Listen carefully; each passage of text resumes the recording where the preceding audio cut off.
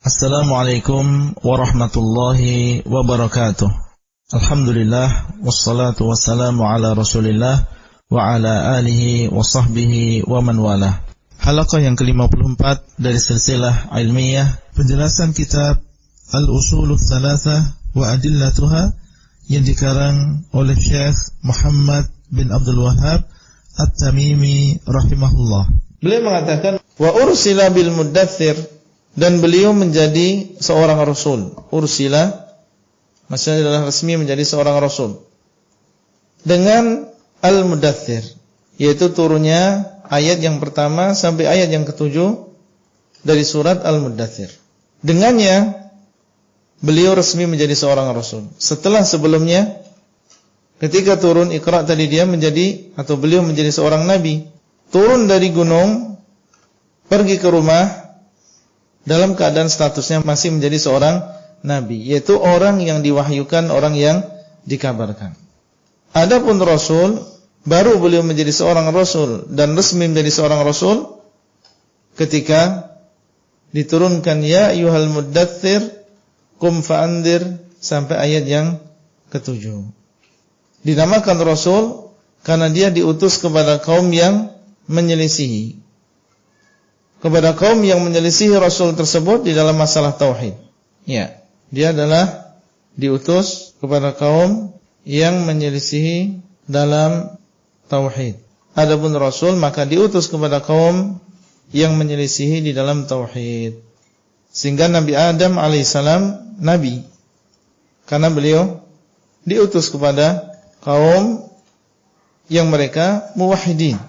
Adapun Nuh alaihi salam maka ketika beliau diutus kepada orang-orang yang menyelisihi di dalam masalah tauhid. Sehingga beliau adalah rasul. Nabi yang pertama adalah Nabi Adam, rasul yang pertama adalah Nuh alaihi salam. Karena beliau diutus kepada kaum yang menyelisihi di dalam masalah tauhid.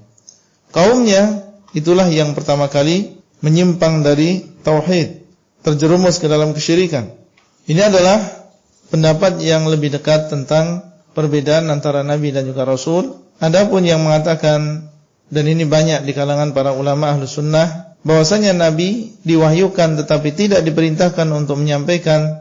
Adapun rasul maka dia diwahyukan dan diperintahkan untuk menyampaikan. Maka ini adalah, meskipun dia adalah pendapat jumhur, banyak di antara ulama yang berpendapat demikian, tapi pendapat yang lebih kuat wallahu taala alam bahwasanya baik nabi maupun rasul ini dua-duanya diutus dan diperintahkan untuk berdakwah. Dalil yang menunjukkan bahwasanya nabi juga diutus dan diperintahkan untuk berdakwah, yaitu firman Allah azza wajalla, "Wa ma arsalna min qablika mir rasulin wala nabiyyin illa idza tamanna alqa asy-syaitanu fi umniyatihi fayansakhu Allahu ma yulqi asy-syaitanu thumma yuhkimu Allahu ayatihi wallahu alimun hakim." Dan tidaklah kami mengutus sebelummu seorang rasul dan tidak pula nabi. Menunjukkan bahwasanya baik rasul maupun nabi dua-duanya adalah diutus oleh Allah, diutus kepada manusia. Kalau diutus kepada manusia, keduanya mursal. Wa ma arsalna min qablika mir rasulin wala nabiyyin. Berarti kedua-duanya mursal, kedua-duanya diutus. Dan yang namanya utusan tentunya dia akan menyampaikan. Bukan hanya sekedar datang kemudian kembali, tapi dia akan datang kemudian dia akan menyampaikan. Ketika dia menyampaikan itulah dakwah. Dua-duanya diperintahkan untuk tabligh, untuk menyampaikan. Menunjukkan bahwasanya pertama, ayat ini menunjukkan perbedaan antara rasul dan nabi. Kemudian menunjukkan bahwasanya rasul dan nabi dua-duanya diperintahkan untuk menyampaikan. Di dalam sebuah hadis, beliau sallallahu alaihi wasallam pernah dinampakkan ketika Mi'raj umat-umat dan juga para nabinya. Uridat 'alayya al-umamu fara'aitu an-nabiyya wa ma'ahu ar-rahtu wan nabiyya wa ma'ahu ar-rajulu war-rajulan wan nabiyya laysa ma'ahu ahad. Dinampakkan kepadaku umat berserta nabinya. Itu ketika Mi'raj. Aku melihat seorang nabi dan bersamanya ar-rahtu, maksudnya beberapa orang, dan mereka ini adalah umatnya. Dan aku melihat seorang nabi bersamanya seorang laki-laki dan 2 orang. Jadi ada seorang nabi yang hanya memiliki 1 pengikut dan ada seorang nabi yang memiliki 2 pengikut. Dan ada seorang nabi yang tidak memiliki pengikut sama sekali. Beliau mengatakan an-nabiyya, dan ternyata di sana ada pengikutnya meskipun hanya 1 atau 2 atau beberapa orang. Ini adalah menunjukkan bahwasanya nabi tersebut mereka berdakwah, mereka menyampaikan. Buktinya ada pengikutnya. Meskipun 1 atau 2, tapi yang jelas mereka menyampaikan. Maka ini juga dalil bahwasanya para nabi mereka juga diperintahkan untuk tabligh, menyampaikan wahyu. Di antara yang menguatkan bahwasanya nabi ini diutus untuk kaum yang sama di dalam masalah tauhid, ketika Allah SWT menyebutkan tentang Bani Israel atau anbiya Bani Israel. Inna anzalna at-taurata fiha hudan wa nurun yahkumu bihan nabiyyuna alladhina aslamu lilladhina hadu. Sesungguhnya kami telah menurunkan Taurat, di dalamnya ada petunjuk dan cahaya. Para nabi berhukum dengan Taurat tersebut, yaitu para nabi yang mereka aslamu, menyerahkan diri, yang beragama Islam. Mereka berhukum dengan Taurat lilladzina hadu, untuk orang-orang Yahudi. Mereka berhukum dengan Taurat. Taurat diturunkan kepada Nabi Musa alaihissalam. Anbiya Bani Israel, mereka berhukum dengan Taurat tersebut untuk orang-orang Yahudi.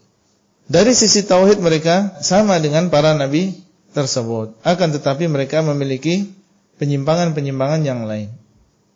Jadi aslu tauhid ada, tapi mereka memiliki penyimpangan-penyimpangan yang lain. Baik. Kalau kita lihat di dalam Al-Mudaththir, di situ mulai ada perintah untuk berdakwah kepada kaum yang menyelisih di dalam masalah tauhid. Ya ayyuhal muddaththir qum fa'andzir. Tegaklah, ingatkanlah mereka dari kesyirikan. Dakwahkanlah kepada tauhid. Di dalamnya ada dakwah kepada tauhid, di dalamnya ada mendakwai orang-orang yang menyelisih nabi tersebut di dalam masalah tauhid. Diutus kepada kaum yang menyelisih di dalam masalah tauhid. Karena di dalam kalimat qum fa'andzir dan juga di dalam warabbaka fakabbir wa thiyabaka fatahhir, semuanya adalah dakwah kepada tauhid. Karena diutus kepada kaum yang menyelisih di dalam masalah tauhid, maka resmilah beliau menjadi seorang rasul. Sehingga pas ketika beliau mengatakan wa ursila bil muddaththir, beliau resmi menjadi seorang rasul ketika diturunkan kepada beliau sallallahu alaihi wasallam surat Al-Muddaththir ayat yang pertama sampai ayat yang ke-7. Demikian yang bisa kita sampaikan pada kesempatan kali ini, dan sampai bertemu kembali pada halaqah selanjutnya. Wassalamualaikum warahmatullahi wabarakatuh. Abdullah Rai di kota Jember. Materi audio ini disampaikan di dalam grup WA Halaqah Silsilah Ilmiah HSI Abdullah Rai.